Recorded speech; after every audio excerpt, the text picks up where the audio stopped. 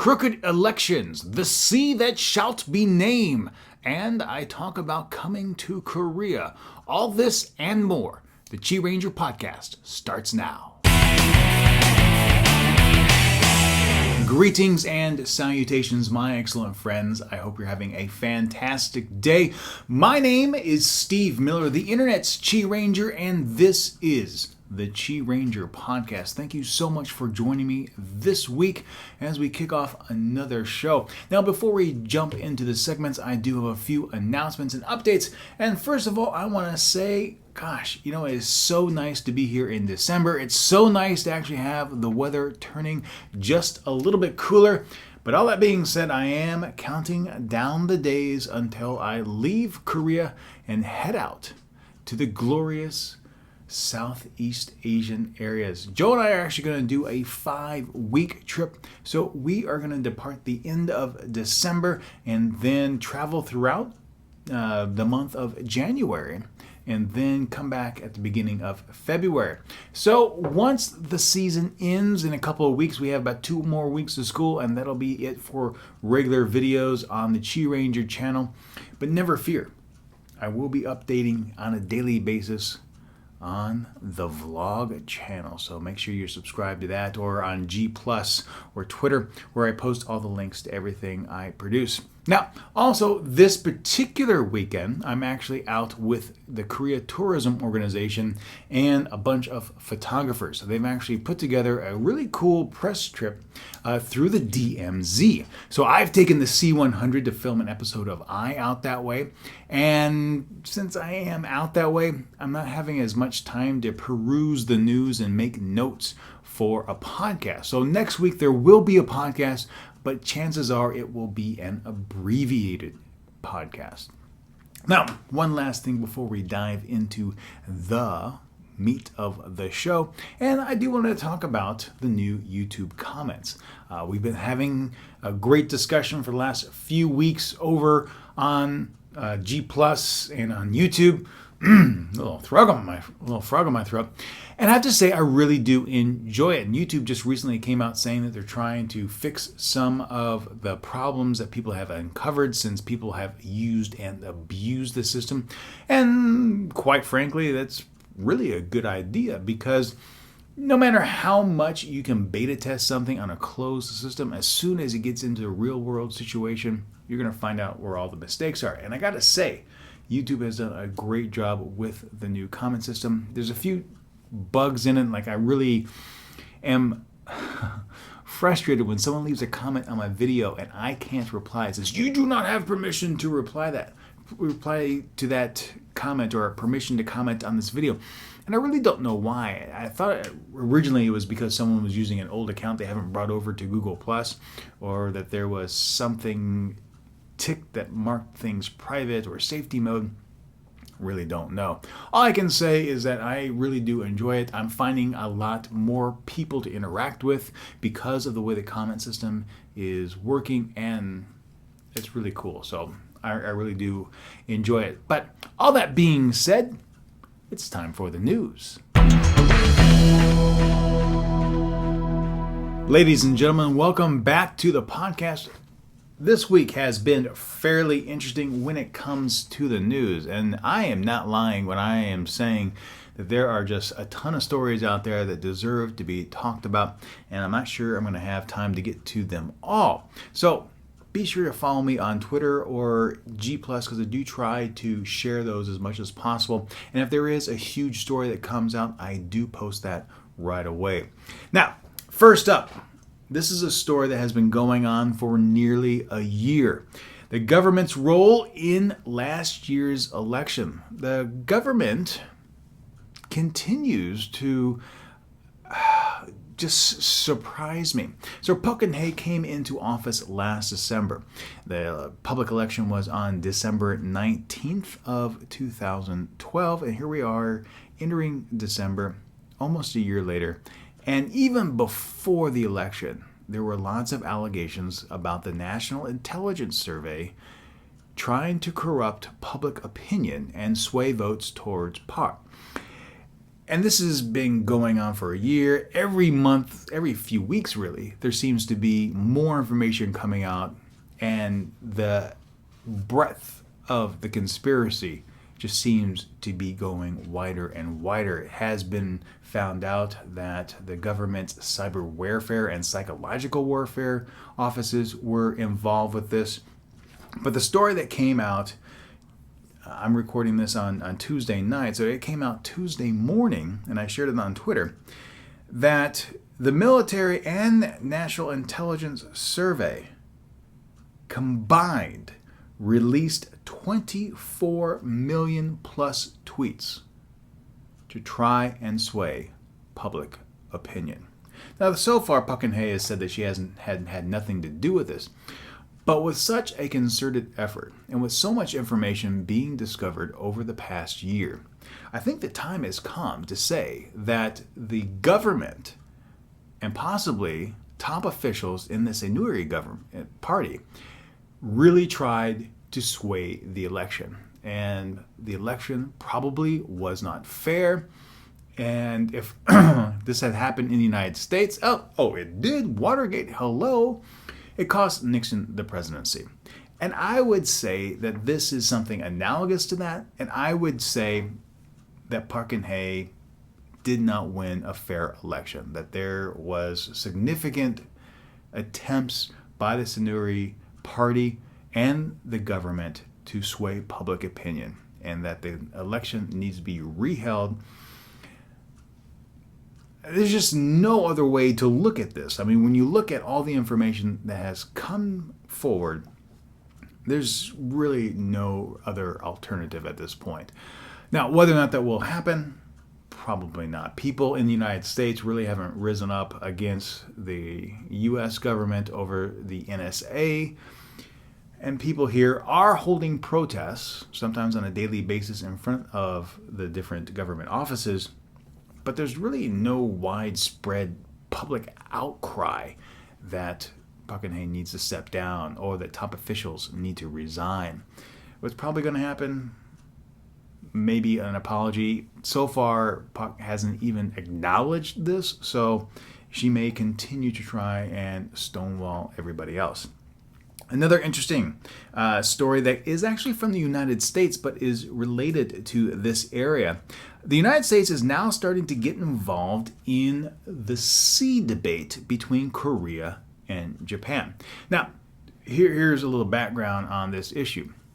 1910, Japan annexed, colonized, acquired Korea, however you want to phrase it.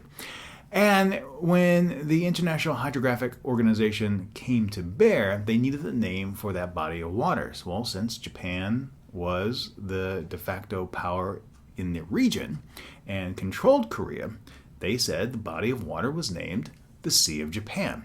Now, since liberation in 1945, Japan has continued to say that this is the Sea of Japan, but Korea has come forward many, many times saying that the body of water has historically been called the East Sea, meaning east of the continent.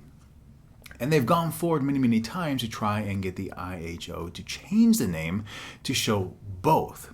And every time the IHO says no. And there's really two reasons for that. One is that Japan doesn't acknowledge that there is a dispute in the name, and that's one of the criteria for dual naming nomenclature. And it's really sad because there is a debate here, and Japan is really holding on to historical control of the name of the sea. But that's not what I'm really talking about.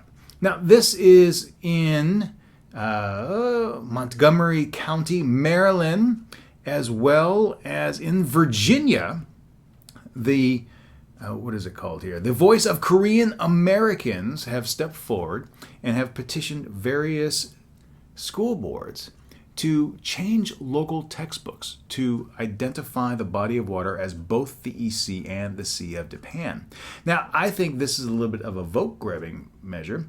We have Republican Senator Richard Black is really trying to step forward and make this stick in Virginia. And it's really not a place, I think, for the United States to get involved. I think it's important to talk about the controversy and weigh the merits of each individual case, but at the same time, you have the legal name that is internationally recognized as the Sea of Japan by the IHO, which is the body responsible for naming these such waters. Now, I fully support dual nomenclature for the bodies of water because everyone knows what the Sea of Japan is and where it is, and there is significant historical evidence to support the use of EC. So I have no problem using both. I support the use of both. But I don't think it should come down to individual school districts changing textbooks, or states rather, changing textbooks to put the issue forward. And the fact that these politicians are essentially caving in to a lobby group to get this done is really, really sad, at least in my opinion, and really makes me question what other lobby groups are having significant influence on what appears in textbooks in the United States. A new survey came out regarding unifying North and South Korea, and I thought the results quite interesting. Now, this is what it has to say. It says 78% of Koreans now support reunification of the peninsula, and this is according to a Hyundai Research Institute. Support was at 66.8% for 20-somethings, 74.9% for 30-somethings, and over 84% for those above that age. Now, 67% said unification was in the nation's best interest, and 55.4% said that it would happen within a decade.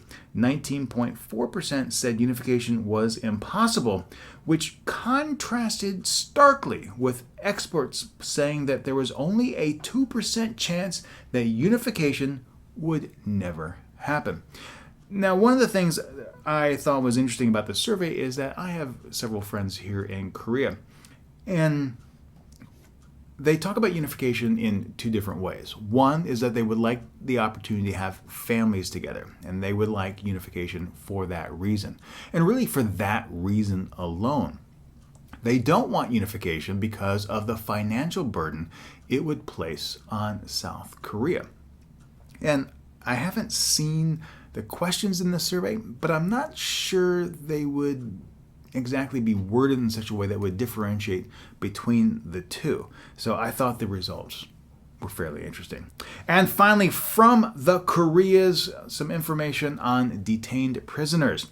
Now, with new drills taking place in the waters, North Korea has once more upped its rhetoric again, which may be why it has decided to hold on to a few prisoners. Now, Merrill Newman is 85 years old, and he was visiting North Korea and set to leave. He was on the plane ready to exit the country where officials came on board and have detained him. Now, he's been in North Korea for about a month now, and no one knows why. There's lots of speculation, but there's no hard evidence, no charges have been levied.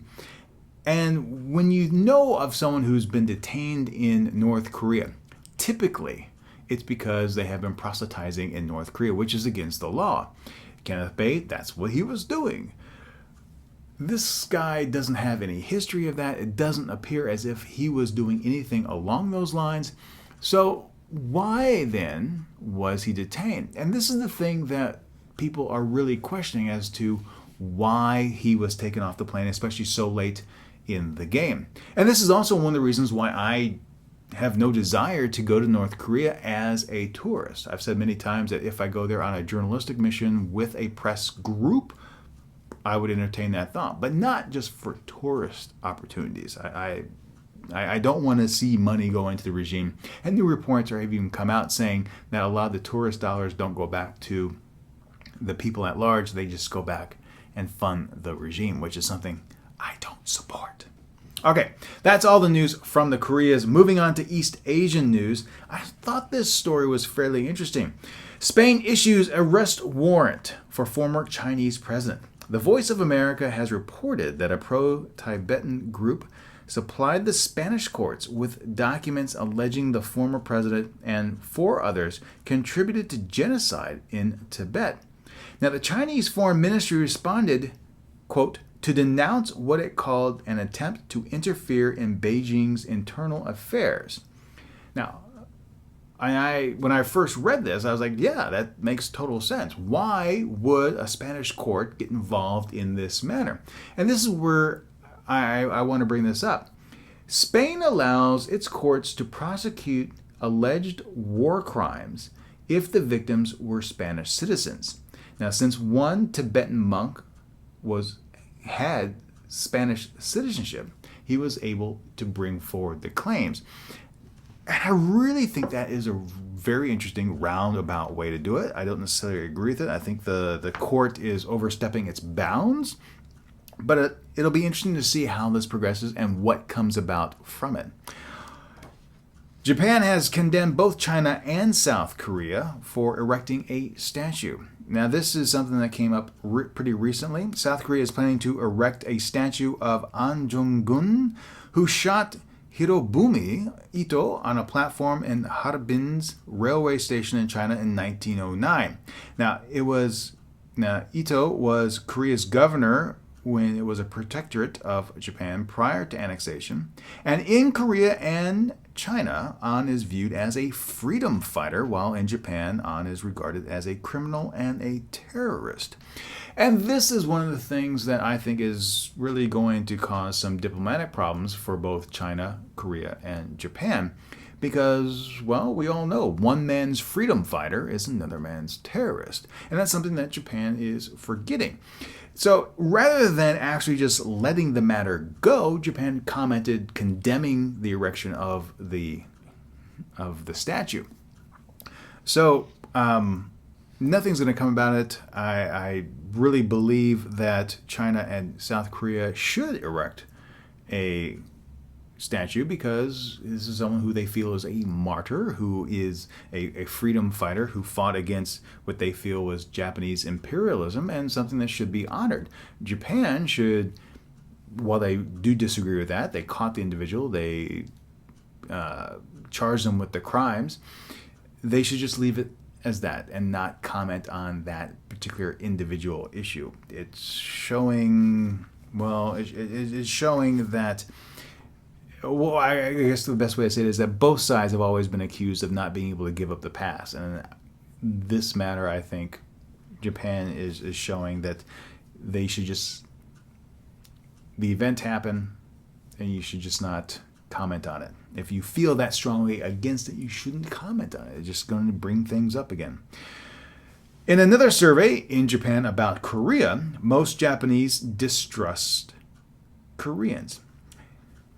After several recent court decisions have ordered Japanese companies to pay Korea's forced labor workers compensations, the Sankei Shimbun and Fuji News Network carried out a survey on Korean-Japanese relations.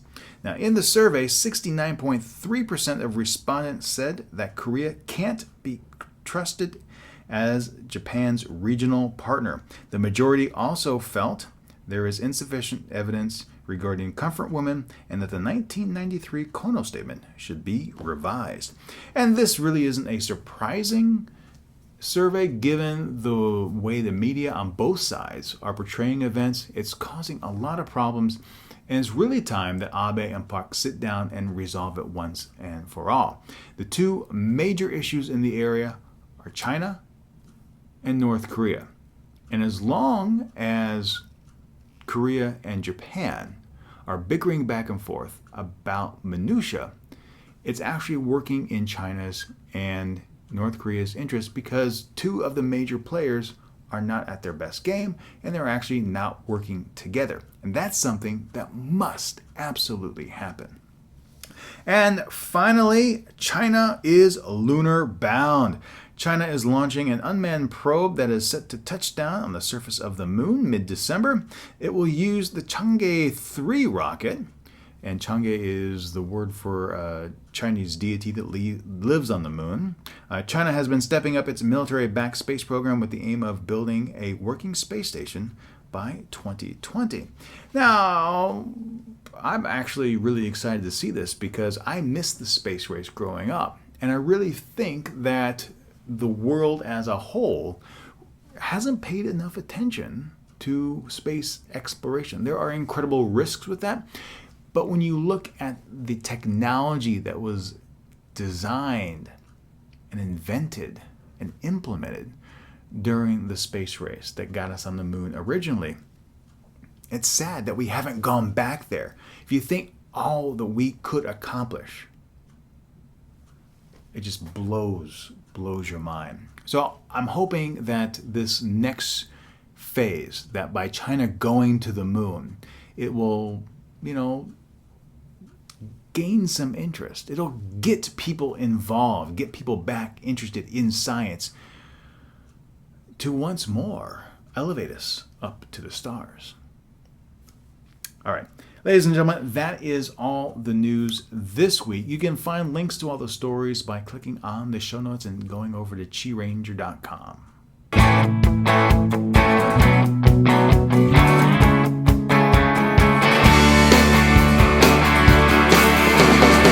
Are you planning on moving to Korea to teach or live? Well, this week on Take Me Away, I'm going to share with you 5 tips to make the transition easy.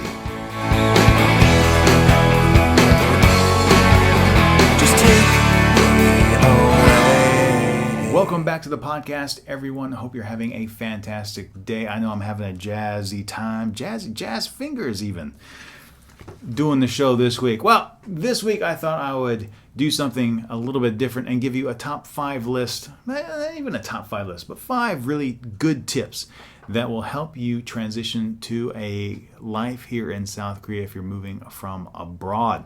Now, number 1 on my list, and these really are in no particular order, but number 1, of course, is a foreign credit card.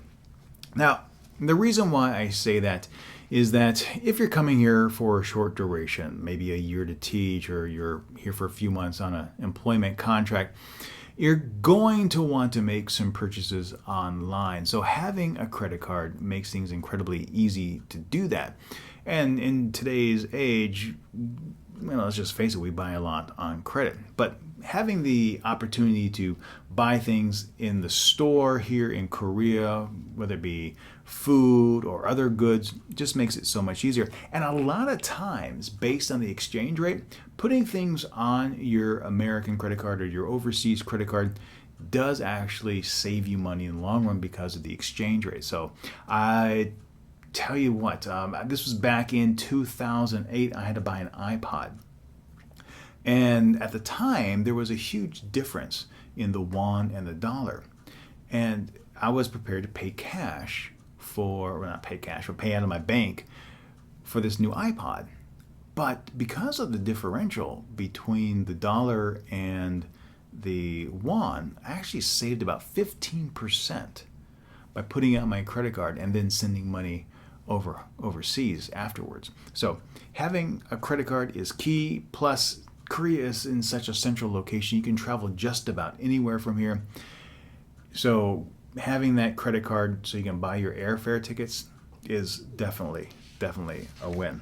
Number 2 on the list is to install a VPN on your home computer or your laptop computer that you come here with. Now, the reason why I say that is, well, I'm from the United States. I enjoy Netflix. I enjoy Hulu. I enjoy Pandora. I enjoy a lot of different services that are geo-locked to the United States. And by having a VPN software package on my computer, I can still use that.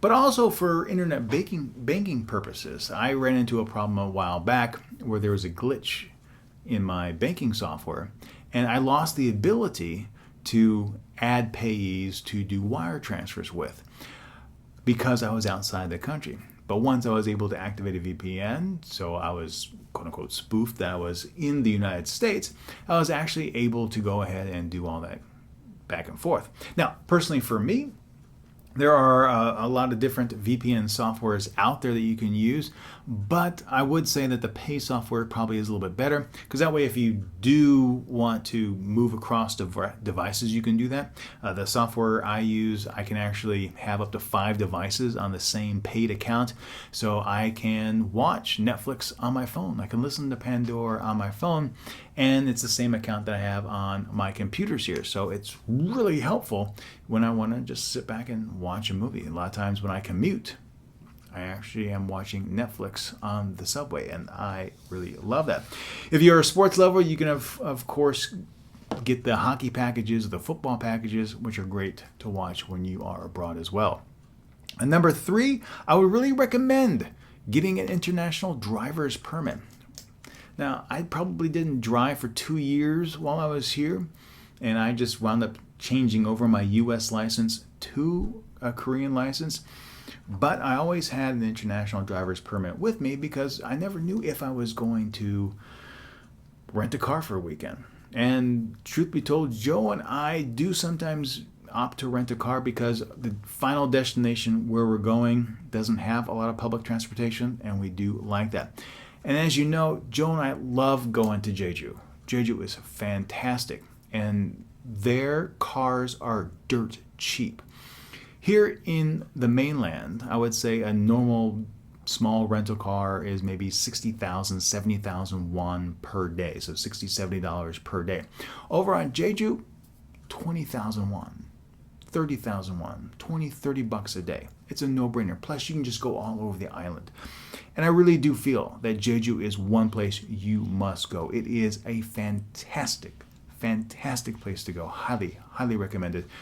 And you got to have a car there. Number 4 on the list is medication. Now, normally when you travel, you do take medication, but if you're coming here for long term, you need to plan ahead. Now, Korea pretty much does have everything under the sun when it comes to meds, but their medical system is a little bit different. A lot of times when you go to the doctor, they're really looking to set you up for a few days and have you come back. So they'll give you a script for 3 or 4 days of medicine and then tell you to come back.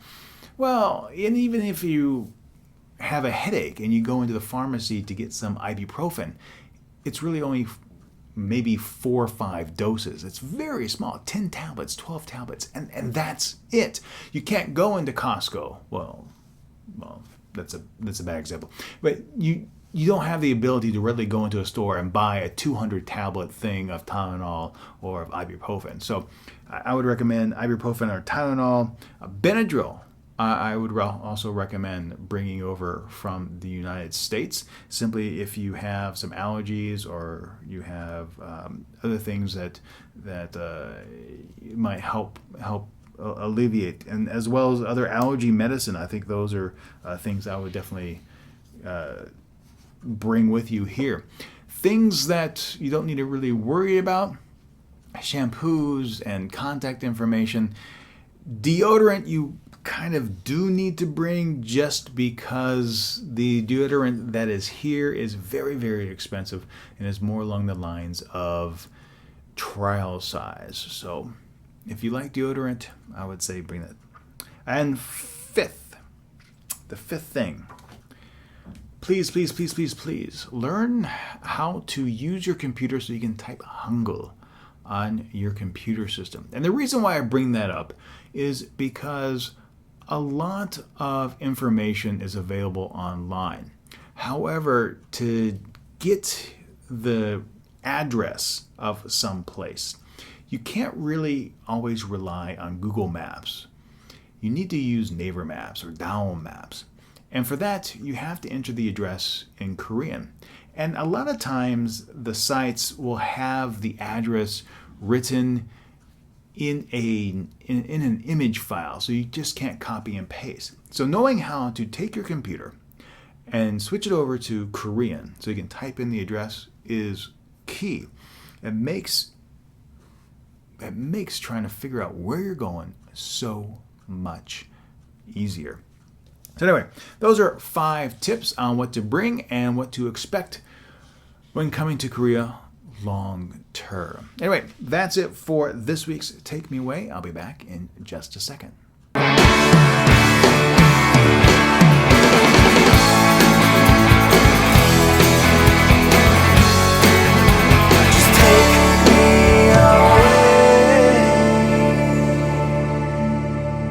Well, that will just about do it for this week's show. Thank you so much for joining me. I hope you had a great time. Now, once more, to get all the news story links, surf on over to ChiRanger.com. The link is in the description box or by clicking chiranger.com if the annotation is turned on.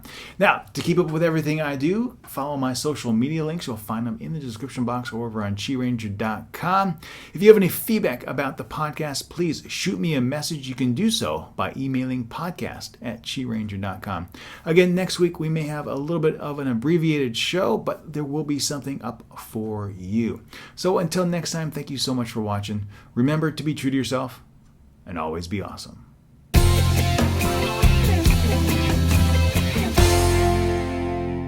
The Chi Ranger podcast is written and produced by Steve Miller and licensed under a Creative Commons Attribution Non-Commercial No Derivatives 3.0 Unported license. Morning Blue was written and performed by Josh Woodward.